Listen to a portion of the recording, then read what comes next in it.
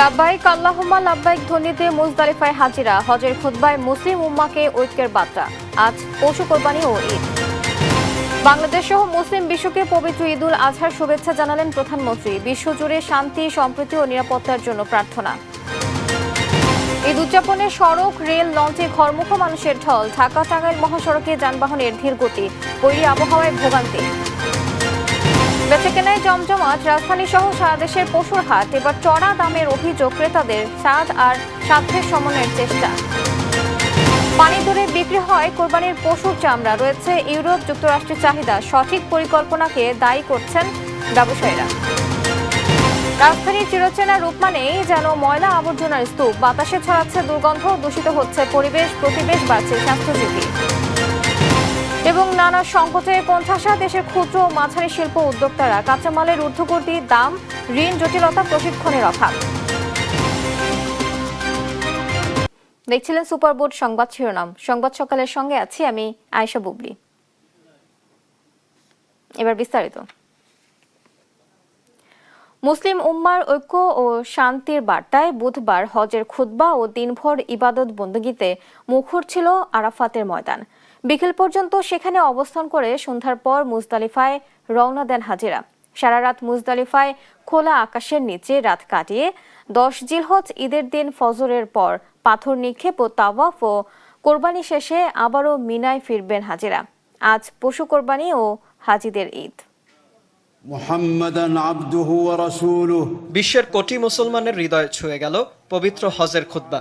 আরাফার ময়দানে মসজিদ আন নামিরায় খুতবা দেন মসজিদে নববীর ইমাম শায়েখ আলী আল হুজাইফি। খুতবায় বিভিন্ন ভাষা, বর্ণ ও দেশের মুসলমানদের মধ্যে পরিচিতি, সম্প্রীতি ও ঐক্যের অনন্য প্ল্যাটফর্ম হিসেবে হজের গুরুত্ব তুলে ধরেন তিনি। ওয়ালাকাদ আমারাল্লাহু জাল্লা ওয়া আলা খলিলাহু ইব্রাহিম সাল্লাল্লাহু আলাইহি ওয়াসাল্লাম। কবুল হজের জন্য উত্তম আচরণ, সত্য কথা বলা ও রাজনৈতিক সংঘাত থেকে দূরে থাকার আহ্বান জানান শায়েখ আল হুজাইফি। প্রতিটি ক্ষেত্রে ধৈর্য, শৃঙ্খলা ও পারস্পরিক সহযোগিতা বজায় রাখারও কথা বলেন তিনি।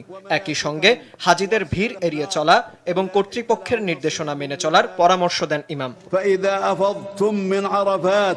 বিশ্ব মুসলিম উম্মার ঐক্যের ওপর গুরুত্ব দিয়ে শায়েখ আল হুজাইফি বলেন, এমন কোনো কাজ করা যাবে না যা মুসলিম ভ্রাতৃত্ব ক্ষুণ্ণ করে। খুতবার শেষাংশে বিশ্বের নির্যাতিত মুসলমানদের শান্তি, ক্ষমা ও মুক্তির জন্য বিশেষ দোয়া করা হয়। আলা সাইয়্যিদিনা ওয়া নবিয়িনা মুহাম্মদ ওয়া আলা আলিহি ওয়া সাহবিহি। খুতবা শেষে হাজিরা মহানবী সাল্লাল্লাহু আলাইহি ওয়াসাল্লামের সুন্নত অনুসরণ করে একসঙ্গে জোহর ও আসর নামাজ আদায় করেন। এ সময় সৌদি আরবের শীর্ষ আলেম ও উচ্চপদস্থ কর্মকর্তারা উপস্থিত ছিলেন। 9 জিলহজ সারাদিন তওবা, ইস্তেগফার, তাকবীর, তাসবিহ পাঠ সহ নানা ইবাদতে সময় কাটান হাজিরা। লাখো কণ্ঠে লাব্বাইক আল্লাহুম্মা লাব্বাইক ধ্বনিতে মুখর হয়ে ওঠে আরাফা প্রান্তর। স্থানীয় সময় বেলা 12টায় শুরু হয় খুতবা। বাংলা সহ 35টি ভাষায় প্রচার করা হয় এবারের খুতবা। মুহাম্মাদান আবদুহু ওয়া রাসূলুহু খায়রুল আনাম আলাইহি ওয়া আলা আলিহি। অতিরিক্ত গরম ও তীব্র তাপপ্রবাহের কারণে খুতবা ও দোয়ার পর হজ কর্তৃপক্ষের পরামর্শে বিকেল পর্যন্ত তাঁবুতেই অবস্থান করেন হাজিরা। এরপর সন্ধ্যায় আরাফাত ময়দান থেকে মুজদালিফার উদ্দেশ্যে রওনা হন তারা। মুজদালিফায় পৌঁছে মাগরিব ও এশার নামাজ আদায় করেন হাজিরা। 10 জিলহজ ফজরের নামাজ আদায় করে মুজদালিফা থেকে আবারও মিনায় ফিরবেন তারা। এদিন বড় শয়তানকে পাথর নিক্ষেপ, আল্লাহর উদ্দেশ্যে পশু কোরবানি ও মাথা মুন্ডন করবেন হাজিরা। এরপর 11 জিলহজ 3 শয়তানকে লক্ষ্য করে পাথর নিক্ষেপ করে কাবা তাওয়াফ করবেন তারা। নিউজ ডেস্ক, দেশ টিভি। পবিত্র ঈদুল আজহা উপলক্ষে বাংলাদেশ সহ সমগ্র মুসলিম বিশ্বকে শুভেচ্ছা জানিয়েছেন প্রধানমন্ত্রী তারেক রহমান। মঙ্গলবার রাতে প্রধানমন্ত্রী তার ব্যক্তিগত ফেসবুক পেজ থেকে করা এক পোস্টে এই শুভেচ্ছা বার্তা জানান। শুভেচ্ছা জানিয়ে তিনি বিশ্বজুড়ে শান্তি, সম্প্রীতি এবং নিরাপত্তার জন্য মহান আল্লাহর দরবারে প্রার্থনা জানান। শুভেচ্ছা বার্তায় তিনি উল্লেখ করেন, ঈদুল আজহা শুধু আনন্দের উৎসব নয়, বরং এটি মহান আল্লাহর প্রতি আনুগত্য, আত্মনিবেদন ও ত্যাগের এক মহিমান্বিত শিক্ষা বহন করে। হযরত ইব্রাহিম আলাইহিসসালাম এর নিঃশর্ত আত্মত্যাগ ও অটল ঈমানের দৃষ্টান্ত বিশ্ব মুসলিমের জন্য অনুকরণীয় বলেও মন্তব্য করেন তিনি। পবিত্র ঈদুল আজহার বাকি আর মাত্র একদিন। প্রিয়জনদের সঙ্গে ঈদের আনন্দ ভাগাভাগি করতে শেষ মুহূর্তে রাজধানী ছাড়ছে লাখো মানুষ। তবে প্রতিবারের মতো এবারও নারীর টানে বাড়ি ফেরার এই আনন্দযাত্রায় সঙ্গী হয়েছে ভোগান্তি। সকাল থেকেই ঢাকার কমলাপুর রেলওয়ে স্টেশন ও বাস টার্মিনালগুলোতে ঘরমুখো মানুষের উপচে পড়া ভিড় দেখা গেছে। অন্যদিকে বাস টার্মিনালগুলোতে ঘন্টার পর ঘন্টা অপেক্ষা করেও মিলছে না কাঙ্ক্ষিত পরিবহন। রয়েছে বাড়তি ভাড়া আদায়েরও বিস্তর অভিযোগ। তবে বাড়তি ভাড়া নেওয়া হলে কঠোর ব্যবস্থা নেওয়ার কথা জানান সড়ক পরিবহন মন্ত্রী। বিস্তারিত ইউসুফ ভিয়া রিপোর্টে। ঈদুল আজহার বাকি আর মাত্র একদিন। প্রিয়জনের সঙ্গে ঈদ করতে রাজধানী ছাড়ছে লাখো মানুষ। তবে ঘরে ফেরার এই আনন্দযাত্রা অনেকের জন্যই হয়ে উঠেছে ভোগান্তি আর ঝুঁকির। সকাল থেকে রাত কমলাপুর রেলওয়ে স্টেশনের চিত্র একই। পুরো রেল স্টেশনে উপচে পড়া ভিড়। অনেক যাত্রীর অভিযোগ, টিকিট থাকার পরও ট্রেনে উঠতে পারছে না তারা। আর কোনো উপায় না পেয়ে জীবনের ঝুঁকি নিয়ে কেউ উঠেছেন ট্রেনের ছাদে, কেউ ঝুলছেন দরজায়। এখন আমাদের এই বগিতে 79 নাম্বার সিট, আমার ঢুকতে পারতেছি না। এই গেটে জায়গা পাইছি প্রায় 45 মিনিট পর। যারা টিকিট কাটে ঈদের সময় অনেক কষ্ট করে কাটা হয়, বরঞ্চ আজকে দেখেন কি অবস্থা, আমার সিটেই ঢুকতে পারতেছি না। যারা টিকিট কাটছে এরা তো টিকিট কাটার পরও এরা কিন্তু ট্রেনে উঠতে পারতেছে না। শুধু রেলপথেই নয়, একই চিত্র দেখা গেছে রাজধানীর বাস টার্মিনালগুলোতেও। বাস টার্মিনালগুলোতে ছিল ঘরমুখো মানুষের ঢল। কাউন্টার থেকে কাউন্টারে ঘুরেও নির্ধারিত সময়ে বাস পাচ্ছে না অনেকে। টিকিটও দিচ্ছে না আমাদেরকে, আমরা কিভাবে যাব? ওনারা ভাড়া ডাবল করে রাখছে, ওনারা কমাইতেও চায় না। টিকিটের দাম বেশি, রিজার্ভ গাড়ি ছাড়ে এরা। 800 টাকার টিকিট 900 টাকা, 1100 টাকা, 1200 টাকা তালা কিনে। প্রত্যেক কাউন্টারে টিকিট আছে, ওরা ওই যে সিন্ডিকেট করতেছে, টিকিট দিচ্ছে না। সে সঙ্গে রয়েছে বাড়তি ভাড়া নেয়ার অভিযোগ। কিছু বাস কাউন্টার কর্তৃপক্ষ অবশ্য তা স্বীকারও করেন। আমরা নিচ্ছি 900 টাকা করে ভাড়া, এমন অরিজিনাল ভাড়া 600। এখন তো মনে করেন গাড়ি তো কারণ ক্যাশ বেশি, এই কারণে যাত্রী যাবে আর না গেলে নাই, এনে কারো তো জোন নাই। সড়ক ও রেলপথের মতো নৌপথেও ছিল উপচে পড়া ভিড়। বৈরী আবহাওয়া উপেক্ষা করেই ঈদ উদযাপন করতে বাড়ির উদ্দেশ্যে রওনা দেয় মানুষ। বাবা মা ভাই বোন সকলের সাথে সুন্দর এবং সুশৃঙ্খলভাবে ঈদ উদযাপন করবো দেখেই বাড়ির উদ্দেশ্যে যাওয়া। আমি বাড়িতে যাব, ফ্যামিলি নিয়ে ঈদ কাটাবো, আনন্দ উৎসব করবো। গতবারের চেয়ে এবার সার্বিক যে সহযোগিতা দেখা যাচ্ছে খুব ভালো। মঙ্গলবার দুপুরে সায়দাবাদ বাস টার্মিনাল পরিদর্শনে যান সড়ক পরিবহন মন্ত্রী। সার্বিক পরিস্থিতি পর্যবেক্ষণ করে জানান, ঈদ যাত্রায় বাড়তি ভাড়া নিলে কোনো ছাড় দেওয়া হবে না। বাস স্ট্যান্ড এবং বাস কাউন্টারগুলিতে অতিরিক্ত ভাড়া নেওয়ার কোনো অভিযোগ অথবা দৃশ্যমান কোনো প্রমাণ আমরা এখনো পর্যন্ত পাইনি। ভিজিলেন্স টিম আছে, মনিটরিং সেল আছে, পুলিশ কন্ট্রোল রুম আছে, সেখানেও কোনো অভিযোগ ওরকম নেই। বিচ্ছিন্নভাবে 2-1 জায়গায় এরকম অভিপ্রায় গোপনের চেষ্টা করা হয়েছে, তাৎক্ষণিকভাবে তাদের বিরুদ্ধে ব্যবস্থা নেওয়া হয়েছে। ইউসুফ ভুঁইয়া, দেশ টিভি, ঢাকা। ঈদ করতে রাজধানী ছাড়ছেন ঘরমুখো মানুষ। এতে যানবাহনের চাপ বেড়েছে মহাসড়কগুলোতে। এ নিয়ে আরো জানাতে টাঙ্গাইল মহাসড়ক থেকে সরাসরি যুক্ত হচ্ছেন সহকর্মী অভিজিৎ ঘোষ এবং গাজীপুরের চন্দ্র থেকে সরাসরি যুক্ত হচ্ছেন সহকর্মী মাহমুদুল হাসান। প্রথমে চলে যাচ্ছে টাঙ্গাইলে অভিজিতের কাছে। অভিজিৎ, মহাসড়কের পরিস্থিতি কেমন দেখছেন, যানবাহনের চাপ কেমন জানাবেন? জি, আপনাকে সর্বশেষ তথ্য যদি দিয়ে রাখি, এই ঢাকা টাঙ্গাইল যমুনা সেতু মহাসড়ক একটি দুর্ভোগে পরিণত হয়েছে। এটি অতিরিক্ত বৃষ্টি এবং পরপর মহাসড়কটিতে দুর্ঘটনা এবং সেতুর উপরেও বেশ কয়েকটি দুর্ঘটনার কারণে এই মহাসড়কটি গতকাল রাত থেকে যে পরিমাণ দুর্ভোগ শুরু হয়েছে, এটি আসলে সহনীয় মাত্রায় ছাড়িয়ে গেছে। এবং এই যে ঢাকা টাঙ্গাইল যমুনা সেতু মহাসড়কের যারা বাড়ি ফিরছেন পরিবারের সাথে ঈদ আনন্দ ভাগাভাগি করতে, তাদের এই দুর্ভোগ এই বৃষ্টিতে আরো বাড়িয়েছে। এবং কয়েকজনের সাথে আমরা কথা বলেছিলাম, তারা গতকাল দুপুর বেলায় থেকে সেই গাজীপুর থেকে রওনা হয়েছে। তারা আজকে সকাল 7:30টার দিকে যমুনা সেতু গোল চত্বর পর্যন্ত আসতে পেরেছেন। তাহলে বুঝুন যে এই যে মানুষের যে দুর্ভোগ এবং পাশাপাশি যারা খোলা ট্রাক পিকআপে যাচ্ছে তাদের অবস্থাও আরো শোচনীয়। এবং তাদের যে দুর্ভোগ এবং যে কষ্ট নিয়ে তারা যাচ্ছেন, এটি আসলে বিপর্যয় ছাড়িয়ে গেছে। এবং মানুষের যে দুর্ভোগ লাগবে আসলে পুলিশ প্রশাসনও তেমন কিছু করতে পারছে না। এবং সর্বশেষ যদি সেতুর তথ্য দিয়ে রাখি, যে যমুনা সেতুতে গত 24 ঘন্টায় 56,000 পরিবহন পারাপার হয়েছে। এর বিপরীতে 3,82 লাখ টাকা টোল আদায় হয়েছে। এবং এই যে সেতু এখন পর্যন্ত থমকে রয়েছে এই পূর্ব এলাকায়। এই ছিল টাঙ্গাইল থেকে আমার কাছে সর্বশেষ। আমরা এখন চলে যাব গাজীপুরে, সেখানকার পরিস্থিতি জানাবেন আমাদের সহকর্মী মাহমুদুল। জানাবেন গাজীপুরের অবস্থা কেমন দেখছেন?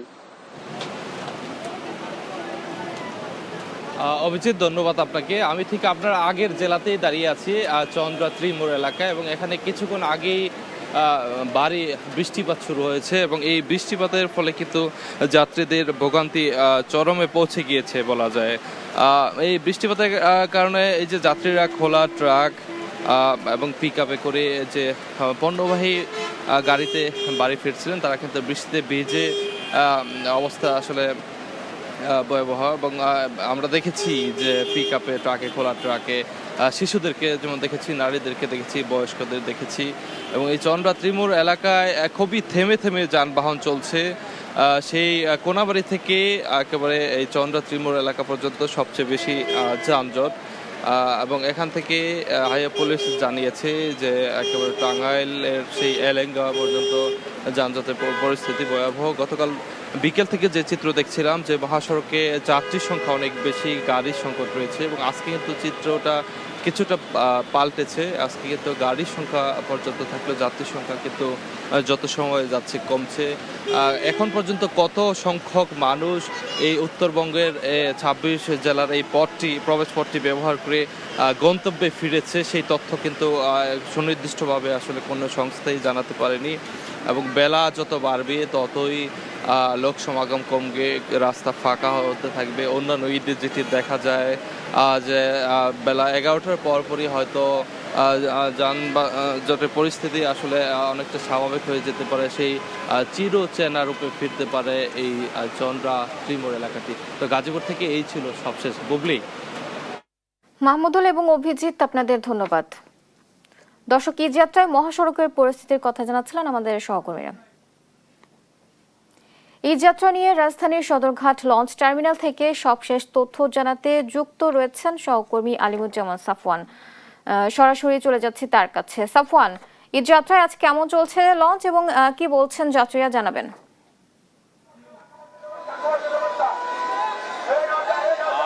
কিন্তু আর মাত্র কয়েক ঘন্টা বাকি আছে এবং এই মুহূর্তে সদরঘাট লঞ্চ টার্মিনালে কিন্তু উপচে পড়া ভিড় রয়েছে যাত্রীদের। তো সকাল থেকে আমরা দেখতে পাচ্ছি যে লঞ্চ যেগুলো ছেড়ে যাচ্ছে দক্ষিণবঙ্গের বিভিন্ন উদ্দেশ্যে, সেখানে ব্যাপক যাত্রী চাপ রয়েছে। এবং এই মুহূর্তেও যদি আমি আপনাদেরকে দেখাতে চাই, যতগুলো লঞ্চ রয়েছে সবগুলো কিন্তু একেবারে যাত্রীতে কানায় কানায় পূর্ণ। তবে কিছুক্ষণ আগে কিন্তু মুষলধারে বৃষ্টি হয়েছে, তবে সেই বৃষ্টির বাধা তারা পেরিয়ে কিন্তু তাদের পরিবার পরিজনের সঙ্গে ঈদ করতে তারা ছুটে যাচ্ছেন দক্ষিণবঙ্গের বিভিন্ন গন্তব্যে, চাঁদপুর, ভোলা সহ। আমরা যদি একটু কথা বলতে চাই একজন যাত্রীর সঙ্গে, আজকে তো ঈদের কয়েক ঘন্টা মাত্র বাকি আছে, তো সব মিলিয়ে এখন পর্যন্ত পরিবেশ কেমন? এখন বলতে সব মিলে আপনার পরিবেশ দেখা যাচ্ছে মোটামুটি ভালোই দেখা যাচ্ছে, কিন্তু আবহাওয়াটা আপনি দেখতে পাচ্ছেন একটু বিপজ্জনক লাগতেছে। যে মানে লঞ্চটা মোটামুটি অত বড় না, ছোটই লঞ্চ। তো তারপরে সবকিছু হলো আবহাওয়ার উপরে, আল্লাহ তাআলার উপরে নির্ভরশীল যে আসলে কি হয়। এমনি কোনো ভোগান্তি আছে কিনা? না, আপাতত কোনো ভোগান্তি এখন পর্যন্ত দেখতেছি না। কেবিনও পর্যাপ্ত পরিমাণ ছিল, আসা মাত্রই কেবিন পাইছি। ভাড়ার বিষয়ে জানতে চাইলাম যে ভাড়া কোনো বাড়তি আছে কিনা, তারা বললো যে না, ভাড়া তেমন কিছু বাড়ানো হয় নাই। আমরা কয়েকজন যাত্রীর সঙ্গেও কথা বলেছি, তিনি যেমনটি জানালেন যে কোনো ভোগান্তি না থাকলেও যেহেতু দুর্যোগপূর্ণ আবহাওয়া, অর্থাৎ এখন কিন্তু বৃষ্টি হচ্ছে সদরঘাট লঞ্চ টার্মিনালে এবং যাত্রাপথে হয়তো বৃষ্টি তারা পেতে পারে, তো তারা আবহাওয়া নিয়ে একটু চিন্তিত রয়েছে। তবে সব মিলিয়ে তারা আশাবাদী তারা নিরাপদে পরিবার পরিজনের সঙ্গে তাদের ঈদ করতে যেতে পারবেন। তো বুবলি, আমার কাছে সদরঘাট লঞ্চ টার্মিনাল থেকে এখন পর্যন্ত এই ছিল সর্বশেষ। সাফওয়ান, আপনাকে ধন্যবাদ। দর্শক, ঈদ যাত্রা নিয়ে রাজধানীর সদরঘাট লঞ্চ টার্মিনাল থেকে যুক্ত ছিলেন সহকর্মী সাফওয়ান। ক্রেতা বিক্রেতার হাটটাকে জমজমাট রাজধানীর কোরবানির পশুর হাটগুলো। স্বাদ আর সাধ্যের মধ্যে পছন্দের গরু কিনছেন অনেকেই, তবে দাম নিয়ে পাল্টাপাল্টি দাবি ক্রেতা বিক্রেতার। গাবতলী হাট পরিদর্শন করে স্থানীয় সরকার প্রতিমন্ত্রী মীর শাহে আলম বলেন, হাটের ব্যবস্থাপনা ভালো রয়েছে। আর উত্তর সিটির প্রশাসক জানান, অতিরিক্ত বৃষ্টি হলেও হাটে পানি নিষ্কাশনের ব্যবস্থা রাখা হয়েছে। চাঁদাবাজির কোনো অভিযোগ নেই বলেও জানান তিনি। দরদাম, হাকডাক আর মানুষের ভিড়ে এখন জমজমাট রাজধানীর গাবতলী পশুর হাট। কেউ কোরবানির জন্য ছোট গরু খুঁজছেন, কেউ আবার মাঝারি গরুতে মিলিয়ে নিচ্ছেন সাধ্যের হিসাব। ঈদের আর মাত্র একদিন বাকি থাকলেও কোরবানির পশুর দামে খুব একটা নমনীয় নন বিক্রেতারা। তাদের দাবি খাদ্য, পরিচর্যা, পরিবহন আর শ্রমিক খরচ সব মিলিয়ে এবার গরুর পেছনে ব্যয় বেড়েছে কয়েক গুণ। তাই কম দামে বিক্রি মানেই লোকসান। আমরা সামান্য মুনাফা হলে আমরা ছেড়ে দিব, এটা নিয়ত করেই কিন্তু এখানে আসছি। কাস্টমার আসছে, আজকের মতো আজকে আসতেছে, হয়তো কালকেও হবে, পরশুদিনও হবে, কিন্তু ওইরকম যে অনেক অনেক মানে কাস্টমার ক্রেতা এরকম লাগতেছে না আর কি। গতকালের তুলনায় মঙ্গলবার রাজধানীর প্রায় সব পশুর হাটেই বেড়েছে ক্রেতার উপস্থিতি। চাহিদা বেশি ছোট ও মাঝারি গরুর। ক্রেতারা বলছেন গরুর দাম বেশি চাওয়া হচ্ছে। যারা সিজনাল ব্যবসায়ী ওরা একটু দাম বেশি চাচ্ছে। 3 লাখ টাকার গরু চাচ্ছে 6 লাখ টাকা, 2.5 লাখ টাকার গরু 4 লাখ টাকা, মানে ডাবল প্রাইস। এদিকে গাবতলী হাট পরিদর্শন আসেন স্থানীয় সরকার প্রতিমন্ত্রী, উত্তর সিটির প্রশাসক ও ডিএমপি কমিশনার। আমরা ক্রেতা বিক্রেতা উভয়ের সঙ্গে কথা বলেছি, সবাই বলেছে পরিবেশ ভালো আছে, স্বস্তিদায়ক আছে এবং হাসিলের যে বিষয়টি, মোট পশুর মূল্যর 5% যে বিষয়টা, এটা আমরা নিশ্চিত করেছি। শেষ মুহূর্তের এই হাট এখন যেন এক অদৃশ্য অপেক্ষার নাম। কারো অপেক্ষা কম দামে ভালো গরু কেনার, আবার কেউ তাকিয়ে আছেন অন্তত খরচটা ওঠানোর আশায়। নিয়াজ মুর্শেদ, দেশ টিভি, ঢাকা। ঈদুল আজহা সামনে রেখে রাজধানীর মশলার বাজারে জমজমাট বেচাকেনার কথা থাকলেও এবার চিত্র ভিন্ন। সকাল থেকে রাত পর্যন্ত ক্রেতা বিক্রেতার হাটটাকে সরগরম থাকার কথা থাকলেও সেখানে নেই তেমন ভিড়। তবে স্বস্তির খবর হলো এবার বেশিরভাগ মশলার দাম স্থিতিশীল রয়েছে। পর্যাপ্ত সরবরাহ থাকায় বাজারে তেমন কোনো অস্থিরতা নেই বলে জানিয়েছেন ব্যবসায়ীরা। আলভি রাহানের রিপোর্টের বিস্তারিত।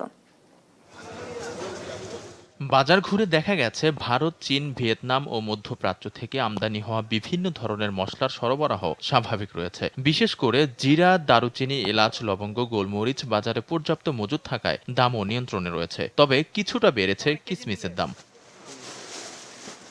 বর্তমানে প্রতি কেজি জিরা খুচরা বিক্রি হচ্ছে 550 থেকে 650 টাকা, দারুচিনি 520 থেকে 600 টাকা, এলাচ 4500 থেকে 5000 টাকা। এছাড়া লবঙ্গ 1400 থেকে 1500 ও গোলমরিচ 1300 থেকে 1400 টাকায় বিক্রি হচ্ছে। গত বছরের তুলনায় মশলার দাম খুব বেশি না বাড়লেও কিসমিস কিছুটা বেড়ে 820 থেকে 840 টাকায় বিক্রি হচ্ছে। ব্যবসায়ীরা বলছেন কোরবানির ঈদে মশলার চাহিদা বাড়লেও এবার ক্রেতাদের ক্রয় ক্ষমতা কিছুটা কম, ফলে খুচরার পাশাপাশি পাইকারি বাজারের চাপও তুলনামূলক কম রয়েছে। এতে বাজারে বড় ধরনের মূল্য বৃদ্ধির আশঙ্কাও দেখছেন না তারা। প্রয়োজনীয় জিনিস আছে, এগুলি সব ওই বাজারে আছে, কোনো সরবরাহ আছে, দেখা গেছে কোনো মালের ছট নাই। তো অন্তত দেখা গেছে যেই পরিমাণ বিক্রি হওয়ার কথা আমাদের ব্যবসায়িক, ওই পরিমাণ আমরা বিক্রি করতে পারি নাই, বা আমাদের ব্যবসা বাণিজ্য কম। বেশিরভাগে মোয়াল্লাতে লইয়া লইতে আছে, বাসা পাশাতে লইতে আছে, ডিপার্টমেন্ট স্টোরে চলে যাইতে আছে, স্বপ্ন আগরা যাইতে আছে। জিরার দামটা কমছে অনেক, দারচিনির দামটা একটু কম। মোটামুটি বাজার তুলনা হিসেবে মোটা মশলার দাম কমে আছে। মানে ঈদ উপলক্ষে নতুন করে কোনো কিছু দাম বাড়ায় নাই। বেচে কেনার অবস্থা অতটা ভালো না, যা হইতেছে আলহামদুলিল্লাহ বৃষ্টি বাদলের কারণে একটু কাস্টমার বাজারে কম। অন্যদিকে ক্রেতারাও বলছেন কিছু পণ্যের দাম বাড়লেও অধিকাংশ মশলা এখনো সহনীয় পর্যায়ে রয়েছে। বেড়ে নাই, আগের মতোই সচরাচর আছে, মোটামুটি এরকম চলে আর কি। আগে যা ছিল তার সাথে কিছু পরিমাণে কম দেখা যাচ্ছে আর কি। আমদানি ও সরবরাহ স্বাভাবিক থাকলে ঈদের আগ পর্যন্ত মশলার বাজার স্থিতিশীল থাকবে, আর এতে কেনাকাটায় স্বস্তি ফিরবে সাধারণ ক্রেতাদের মাঝে। আলভি রায়হান, দেশ টিভি, ঢাকা। দেশের সম্ভাবনাময় রপ্তানি খাত চামড়া শিল্প একসময় ইউরোপ, আমেরিকার বাজারে বড় চাহিদা থাকলেও সেই বাজার এখন অনেকটাই হাতছাড়া। অন্যদিকে কোরবানির মৌসুমে পানির দরে বিক্রি হচ্ছে পশুর চামড়া। চলতি মৌসুমে চামড়া সংগ্রহের লক্ষ্যমাত্রা 1 কোটি পিস। ব্যবসায়ীরা বলছেন দীর্ঘদিনের পরিকল্পনার অভাব, সিইটিপির অকার্যকারিতা আর আন্তর্জাতিক সনদ না পাওয়ায় সংকটের বড় কারণ। আর বিশ্লেষকরা বলছেন সঠিক পরিকল্পনা ও নীতি সহায়তা পেলে ঘুরে দাঁড়াতে পারে এ খাত। শাহিনুল ইসলাম সাগরের বিশেষ প্রতিবেদন। দেশের চামড়া শিল্প একসময় ছিল সম্ভাবনার খাত, কিন্তু বছর ঘুরে কুরবানির মৌসুম এলেও বাড়ছে না কাঁচা চামড়ার দাম। দেশের বাজার হারিয়ে বিদেশেও কমেছে প্রতিযোগিতা। এরপরও কোরবানির ঈদে চামড়া সংগ্রহের লক্ষ্যমাত্রা নির্ধারণ করা হয়েছে 1 কোটি পিস। কাঁচা চামড়ার দাম না বাড়লেও বাজারে চামড়াজাত পণ্যের দাম বাড়ছে লাগামহীনভাবে। ব্যবসায়ীদের দাবি, সিইটিপি পুরোপুরি কার্যকর না হওয়ায় আন্তর্জাতিক মানের সনদ পাওয়া যাচ্ছে না, আর এই কারণেই উচ্চ মূল্যের ইউরোপ, আমেরিকার বাজারে প্রবেশ কঠিন হয়ে পড়ছে। কস্ট কিন্তু প্রায় 3 গুণ বেড়ে গেছে, কিন্তু আমার লেদারের প্রাইস আপনার 3 গুণ কমে গেছে। সুতরাং আমরা একটা বড় ধরনের চ্যালেঞ্জের মুখোমুখি দিয়ে এখন যাচ্ছি। আমাদের এই যে সিটিপিটা, সেন্ট্রাল ইফ্লুয়েন্ট ট্রিটমেন্ট প্ল্যান্টটা, এইটা যদি কমপ্লায়েন্স হতো তাহলে আমাদের এখানে অন্তত 40-50টা ট্যানারি ইমিডিয়েটলি আপনার এলডিআরবিজি সার্টিফিকেট পেতে পারত। এদিকে চামড়া খাতে ঋণ কমিয়ে দিয়েছে সরকার। কেন্দ্রীয় ব্যাংক চলতি অর্থ বছরে এ খাতে ঋণ বিতরণের লক্ষ্যমাত্রা নির্ধারণ করেছে 228 কোটি 50 লাখ টাকা, যা গতবার ছিল 644 কোটি 50 লাখ টাকা। খাত সংশ্লিষ্ট ব্যবসায়ীদের অভিযোগ, কিছু সংখ্যক বড় ঋণ গ্রহীতার কারণে পুরো খাতকে ঝুঁকিপূর্ণ হিসেবে বিবেচনা করা হচ্ছে। দুটো গ্রুপেরই লোন আছে 5,000 কোটি টাকা প্লাস। তো ওরা কিন্তু এমন না যে মানে আমাদের ট্যানারি স্টেটের ভিতরে বড় বড় ট্যানারি মালিক, কিন্তু তারা কিভাবে 4,000-5,000 কোটি টাকা লোন পেল এটা আমাদেরও প্রশ্ন। কোন কায়দায় তাদেরকে লোন দেওয়া হয়েছে? এবং এই দুইটা পার্টি কিন্তু এখন ডিফল্টার। তাহলে আপনার এক্স্যাক্টলি আমাদের লোনটা হলো 3,000 কোটি টাকা। এই 3,000 কোটি টাকা কতদিন থেকে লোন? বিশ্লেষকদের মতে সিইটিপির দুর্বলতার কারণে এখনো আন্তর্জাতিক মানে পৌঁছাতে পারেনি দেশীয় চামড়া। 22-23টা বাই প্রোডাক্ট তৈরি করা যায়। এই বাই প্রোডাক্ট যদি তৈরি করা যায় ইন্টিগ্রেটেড সলিড ওয়েস্ট ম্যানেজমেন্ট করার মাধ্যমে, তাহলে এই সলিড ওয়েস্ট থেকেই যে মূল্যমান আসবে সেটা দিয়েই ট্যানারি বেঁচে থাকবে। সস্তা ম্যান পাওয়ার, সস্তা র মেটেরিয়ালস, এই দুটো জিনিসকে আমরা কাজে লাগিয়ে এই চামড়া শিল্প থেকে আমরা $2 বিলিয়ন থেকে $20 বিলিয়ন ব্যবসা করা সম্ভব। বিশ্লেষকদের মতে পরিকল্পিত নীতি, আন্তর্জাতিক মান নিশ্চিতকরণ এবং বাজার বহুমুখীকরণ ছাড়া চামড়া খাতের সম্ভাবনা বাস্তবে রূপ পাবে না। শাহিনুল ইসলাম সাগর, দেশ টিভি, ঢাকা। ঈদের পাখি আর একদিন, ধোয়া মোছা সংস্কারের মাধ্যমে চামড়ার আড়তগুলো প্রস্তুত করছেন ব্যবসায়ীরা। এবার বেচাকেনা ভালো হবার প্রত্যাশা থাকলেও তারা স্বস্তিতে নেই। একদিকে ট্যানারি মালিকদের কাছ থেকে বকেয়া আদায় না হওয়া, অন্যদিকে চামড়া সংরক্ষণ ও বাজারে বিক্রি নিয়ে শঙ্কায় ব্যবসায়ীরা। সরকার নির্ধারিত দাম কার্যকর ও সিন্ডিকেট নিয়ন্ত্রণের দাবি তাদের। ঈদকে সামনে রেখে দেশের দ্বিতীয় বৃহত্তম চামড়ার আড়ত নাটোরের চক বৈদ্যনাথে চলছে শেষ মুহূর্তের প্রস্তুতি। ধোয়া মোছা, সংস্কার করা সহ আনুষঙ্গিক নানা কাজে ব্যস্ত সময় পার করছেন শ্রমিক ও কর্মচারীরা। প্রতি বছরের মতো এবারও উত্তর ও দক্ষিণাঞ্চলের প্রায় 35 থেকে 40 জেলার চামড়া আমদানি হবে বলে প্রত্যাশা আড়তদারদের। তবে চামড়া প্রক্রিয়াজাতকরণের প্রধান কাঁচামাল লবণের দাম বেড়ে যাওয়া ও বিগত বছরের বকেয়া টাকা না পাওয়ার দুশ্চিন্তায় রয়েছেন তারা। 850 টাকার লবণ এখন 1100 টাকা অবস্থা হয়েছে। কোম্পানি থেকে বিল পাইনি, তার কারণে আমাদের টাকা দিচ্ছে না। বকেয়া টাকাগুলো পেলে আমাদের জন্য একটু উপকার হবে। লবণ সিন্ডিকেট যেন এই দামটা বৃদ্ধি করতে না পারে। চামড়া বেচাকেনা সুষ্ঠু ও সুন্দরভাবে সম্পন্ন করতে সব ব্যবস্থা গ্রহণ করা হয়েছে বলে জানিয়েছে জেলা প্রশাসন। আমাদের চামড়ার আড়তকে কেন্দ্র করে মোবাইল কোর্ট প্রতিনিয়ত চলমান থাকবে, অভিযান চলবে এবং মনিটরিং টিম এটি মনিটর করবে। সিরাজগঞ্জের উল্লাপাড়ার চামড়া ব্যবসায়ীরা বলছেন, গত কয়েক বছরের চামড়ার সংরক্ষণ খরচ, পরিবহন ব্যয় এবং ট্যানারি মালিকদের কম দামের কারণে ছোট ব্যবসায়ীরা বেশি ক্ষতিগ্রস্ত হয়েছেন। তাই এবারও দাম নিয়ে অনিশ্চয়তায় তারা। চামড়া কেনার পরে ন্যায্য মূল্য পায় না। এই টাকাটা মূলত যারা ভোগ করেন, আমরা জানি যে এতিম ছেলে মেয়েরা, এরা কিন্তু এখান থেকে বঞ্চিত হচ্ছে। চামড়া সংরক্ষণ ও সঠিকভাবে বাজারজাত করতে ব্যবসায়ী ও সাধারণ মানুষকে প্রয়োজনীয় পরামর্শ দেওয়া হয়েছে বলে জানিয়েছে উপজেলা প্রশাসন। লীলাবোর্ডিং ও এতিমখানে আমরা এই 20 টন লবণ আমরা সরকারের পক্ষ থেকে বিনামূল্যে তাদের কাছে পৌঁছে দিয়েছি এবং তাদেরকে আমরা প্রশিক্ষণ প্রদান করেছি যে এই লবণগুলো তারা কিভাবে এই চামড়া সংরক্ষণে ব্যবহার করবে। জয়পুরহাটের চামড়ার আড়তগুলোতেও নীরবতা। একদিকে পুঁজি সংকট, অন্যদিকে ঢাকার ট্যানারি মালিকদের কাছে পড়ে আছে বকেয়া টাকা। সংকট কাটাতে কঠোর নজরদারি এবং ট্যানারি মালিকদের বকেয়া টাকা তোলা সহ চামড়ার ন্যায্য মূল্য পাওয়ার দাবি ব্যবসায়ীদের। সরকার যে রেট দেয় তার অর্ধেক দামেও ট্যানারি আলারা চামড়া কিনে না। খুবই খারাপ। চামড়া নিয়ে গেলে 8 টাকা দিবা চাই না। কাজের টাকা চাতে গেলে বলে যে আমরা টাকা পাইনি, আপনাদের টাকা কোথায় থেকে দিব। সরকারিভাবে উদ্যোগ নিতে হবে চামড়া ক্রয়ের জন্য, তারে আমরা চামড়ার সুষ্ঠু পরিবেশ ফিরে পাবো। ঈদের দিন ক্রেতা বিক্রেতাদের হাঁক ডাকে মুখর হয়ে উঠবে চামড়ার আড়তগুলো। পাওনা টাকা প্রাপ্তি ও লবণের দাম স্থিতিশীল রাখার দাবি ব্যবসায়ীদের। সুপ্রিয়া তৃষা, নিউজ ডেস্ক, দেশ টিভি।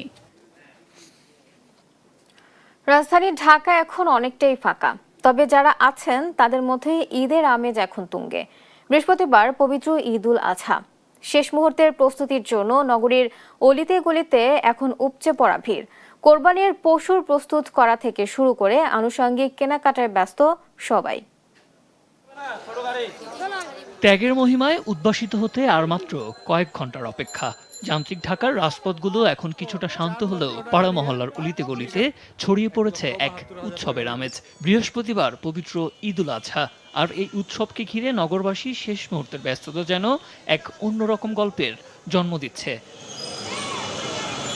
কোরবানির পশুর যত্ন আর রক্ষণাবেক্ষণের জন্য রাস্তার মোড়ে মোড়ে সাজানো খড়, ভুসি আর চাটাইয়ের স্তূপ। কোরবানির পশুকে ঘিরে নগরবাসীর আদর যত্নে কোনো কমতি নেই। মৌসুমী বিক্রেতারা বলছেন শেষ মুহূর্তে চাহিদাও বেশ ভালো। আলহামদুলিল্লাহ ভালো, 180 টাকা করে 200 টাকা নিয়ে বিক্রি করি আমরা। আলহামদুলিল্লাহ ভালোই চলে, বেচে কেনা খুব ভালো হয়, কোনো সমস্যা নেই। মোটামুটি আল্লাহর রহমতে খুবই ভালো। খড় 100 টাকা করে বিক্রি করছি, খড় মোটামুটি ভালো বিক্রি করা হচ্ছে। এগুলো হলো আপনার তেঁতুল গাছের কাঠ, ঠিক আছে, কিন্তু এবার গতবার আছে অনেক ভালো যাইতেছে। এগুলা বিক্রি করতেছি 400 থেকে 500 টাকা। ক্রেতারা বলছেন ঈদের আগের এই সময়টাতেই কেনাকাটা শেষ করাটা সুবিধাজনক।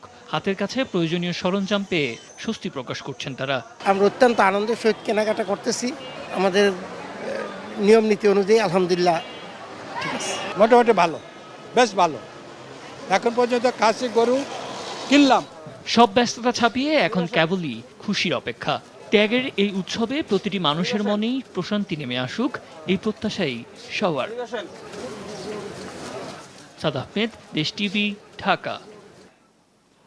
রাজধানীর গাবতলী কোরবানির পশুর হাটে রয়েছেন সহকর্মী নিয়াজ মোর্শেদ, সরাসরি যোগ দিচ্ছেন তিনি। নিয়াজ, হাটে কেনাবেচা কেমন দেখছেন এবং দাম নিয়ে ক্রেতা বিক্রেতারা কি বলছেন জানাবেন। যেমনটি বলছিলেন, সকাল থেকে কিন্তু ক্রেতাদের সংখ্যা কিন্তু বেশি দেখা যাচ্ছে এই হাটে, গাবতলী হাটে, এবং আমরা দেখেছি গরুর কিন্তু এবার কিন্তু বেশি আসছে। এবং সকালে আমরা যেটি দেখেছি সেই রাস্তায় কিন্তু বেশ গরুর সংখ্যা দেখা গেছে। এবং যদি একটু বলি যে দেখতে পাচ্ছেন বৃষ্টির কারণে কিন্তু এখন কিন্তু বর্তমানে কিন্তু আসলে বেচাকেনার যে ব্যবস্থা সেটি কিন্তু আসলে একটু বন্ধ রয়েছে। আপনি দেখতে পাচ্ছেন যে অনেক যারা গরু ব্যাপারী রয়েছে তারাও কিন্তু আসলে বসে রয়েছেন, বৃষ্টির কারণে কোথাও আসলে আপনারা যেতে পারতেছেন না। এবং সেই সাথে যারা আসলে কাস্টমার যারা রয়েছেন, বিশেষ করে তারাও কিন্তু আসলে আপনার এই যে শেডগুলো রয়েছে সেই শেডগুলোর মধ্যে আসলে তারা আশ্রয় নিয়েছেন। তারা একটা শেড থেকে অন্য শেডে যাওয়ার জন্য আসলে যে ব্যবস্থা নেই বলে আসলে তারা কিন্তু সেখানে যেতে পারছেন না। এবং সে কারণে কিন্তু তারা কিন্তু এখন আসলে তারা ওই বৃষ্টির কারণে তারা অপেক্ষা করছেন। এবং এই মুহূর্তে কিন্তু আসলে আপনার যে বেচাবেচি যে বিষয়টা সেটি কিন্তু আসলে একেবারেই বন্ধ রয়েছে। এবং যদি বলি দামের বিষয়, যদি একটু বলি, দাম কিন্তু আজকেও আসলে ক্রেতারা অভিযোগ করছেন এখনো পর্যন্ত আসলে দাম কিন্তু তারা বেশি ছাড়ছেন না বিক্রেতারা এখন। এবং কেউ কেউ অভিযোগ করছেন যে গত কয়েকদিনের থেকে আজকের দামটা একটু বেশি মনে হচ্ছে। এবং আবার আমরা কারো কারো কাছ থেকে আমরা শুনেছি যে আজকে একটু একেবারেই সাধ্যের মধ্যে যেন পাওয়া যায় সেরকম আসলে দামই তারা চাচ্ছেন, এবং এমনটি আমাদেরকে কিন্তু তারা জানিয়েছেন। এবং বিক্রেতারা আসলে এক ধরনের হতাশ যে এখনো পর্যন্ত আসলে আপনার তাদের যে কাঙ্ক্ষিত দাম সেই দাম আসলে তারা বলছেন না। এবং অনেকেই হয়তো বা গরু নিয়ে তাদের বাড়ি ফিরে যেতে হবে এমনটি তারা আসলে হতাশা প্রকাশ করছেন। সেই সাথে তারা কিন্তু আরো একটি বলেছেন যে আপনার এই যে জ্যাম, গরুর হাটে আনায় যে আসলে জ্যামে প্রচুর জ্যাম, এবং সেই জ্যামের কারণে গরু কিন্তু আসলে হাটে আসতে পারতেছে না এমনটি আসলে অভিযোগ করছেন। এই ছিল আমার কাছে সর্বশেষ তথ্য গাবতলী হাট থেকে। নিয়াজ, আপনাকে ধন্যবাদ। এবার 2026-27 অর্থ বছরে বাজেট বিশ্লেষণ। কাঁচামালের ঊর্ধ্বমুখী দাম, ঋণ পাওয়ায় জটিলতা, আধুনিক প্রশিক্ষণের অভাব সহ নানা সংকটে কোণঠাসা দেশের ক্ষুদ্র ও মাঝারি শিল্প উদ্যোক্তারা। এসব বাস্তবতায় আসন্ন বাজেটে ঢালাও কোনো কাগজে প্যাকেজ নয়, বরং বাস্তবসম্মত প্রণোদনা চান তারা। সেই সঙ্গে আগামী বাজেট নারী উদ্যোক্তাদের জন্য আলাদা তহবিল তৈরির তাগিদ অর্থনীতিবিদদের। মাকতুরা মিতির রিপোর্ট। যাদের হাত ধরে সচল দেশের অর্থনীতির চাকা, প্রশ্ন থেকে যায় কতটা স্বস্তি নিয়ে কাজ করতে পারছেন দেশের ক্ষুদ্র ও মাঝারি উদ্যোক্তারা। ঋণ পাওয়ার কঠোর শর্ত আর অন্তহীন জটিলতা নিয়ে প্রতিনিয়ত লড়ছেন এসব ক্ষুদ্র ব্যবসায়ীরা। দেশের অর্থনীতির প্রাণশক্তি বলা হয় ক্ষুদ্র ও মাঝারি শিল্প খাতকে। জিডিপিতে যার অবদান প্রায় 30%। এসএমই ফাউন্ডেশনের তথ্য বলছে দেশে এসএমই উদ্যোক্তা 1 কোটির উপরে, যাদের হাত ধরে সৃষ্টি হয়েছে প্রায় 3 কোটি মানুষের কর্মসংস্থান। করোনা মহামারীর চরম সংকটের সময়েও দেশের অর্থনীতির চাকা সচল রাখতে বড় ভূমিকা রাখে এই এসএমই খাত। অপার সম্ভাবনা থাকার সত্ত্বেও সঠিক পৃষ্ঠপোষকতার অভাবে ধুকে ধুকে চলছে দেশের ক্ষুদ্র ও মাঝারি এ শিল্প। উদ্যোক্তাদের অভিযোগ, ঋণ প্রাপ্তি, আধুনিক প্রশিক্ষণ সহ সঠিক নীতি সহায়তার অভাব এই খাতের প্রধান সমস্যা। তবে এসএমই খাতে উদ্যোক্তা হতে সবচেয়ে বড় বাধা পুঁজির অভাব। ব্যাংক ঋণ পেতে নানা জটিলতা আর জামানতের বেড়াজালে আটকে আছেন সিংহভাগ ক্ষুদ্র ব্যবসায়ী। ব্যাংকের লোনেছে নিজের যা আছে তাই বিক্রি করলেই না, এত ক্রাইটেরিয়া আমাদের ফিল আপ করা সম্ভব না। আমরা তো এসএমই উদ্যোক্তা, আমাদের কত ফান্ড থাকে। আমরা আসলে ব্যবসা বান্ধব পরিবেশ চাই, যেন আমরা আর কি ক্ষুদ্র ব্যবসায়ী যারা আছি, ক্ষুদ্র উদ্যোক্তা যারা আছি, সবাই যেন আমরা দেশে শান্তিমতো আমরা ব্যবসা করতে পারি। নতুন উদ্যোক্তা তারা যদি পর্যাপ্ত পরিমাণ বাজেট না পায় তাহলে আমাদের অল্পতেই ঝরে যেতে হবে, এই বিজনেসটা বন্ধ করে দিতে হবে। একদম স্বল্প সুদে যদি আমাদের জন্য ঋণ থাকতো আর যদি কোনো ভোগান্তিতে না পড়তাম, খুব সহজেই যদি দিত তাহলে আমরা কোনো উপকৃত হতাম। আসন্ন বাজেটে ক্ষুদ্র ও মাঝারি উদ্যোক্তাদের অগ্রাধিকার দেওয়ার পাশাপাশি নারী উদ্যোক্তাদের জন্য আলাদা তহবিল জরুরি বলে মনে করছেন অর্থনীতিবিদরা। এখনো বাংলাদেশের যে অর্থনৈতিক অবস্থা সেটাও কিন্তু খুব একটা স্বস্তিকর নয়, এখন প্রবৃদ্ধি কম তো, এবং একই সঙ্গে বিনিয়োগ খরা চলছে। এই অবস্থায় নারীরা যাতে বিনিয়োগে এগিয়ে আসেন এবং একই সঙ্গে বলা যে তারা যদি উদ্যোক্তা হিসেবে আসেন বা ব্যবসা করতে এগিয়ে আসেন, বিনিয়োগ করেন, তাহলে সেক্ষেত্রে তাদের সমস্ত প্রতিবন্ধকতা দূর করা হবে এবং একই সঙ্গে তাদের জন্য বিশেষ তহবিল হবে, ব্যাংকে গেলে তারা সহজে ঋণ পাবেন। তো এই বিষয়গুলোতে তাদের যদি বলা হয়, আমি মনে করি যে সেটা তাদের জন্য একটা বড় রকমের উৎসাহ হিসেবে কাজ করবে এবং সেই দিকে আসলে আমাদের আগামী বাজেটে একটা নজর দেওয়া উচিত। চাকরির পেছনে না ছুটে দেশের লাখো নারী এখন উদ্যোক্তা হওয়ার স্বপ্ন দেখছেন। তাদের এই স্বপ্ন পূরণে আসন্ন বাজেটে ক্ষুদ্র ও মাঝারি খাতে সরকারের বিশেষ নজরদারি চান খাত সংশ্লিষ্টরা। মাকদুরা মিতি, দেশ টিভি, ঢাকা।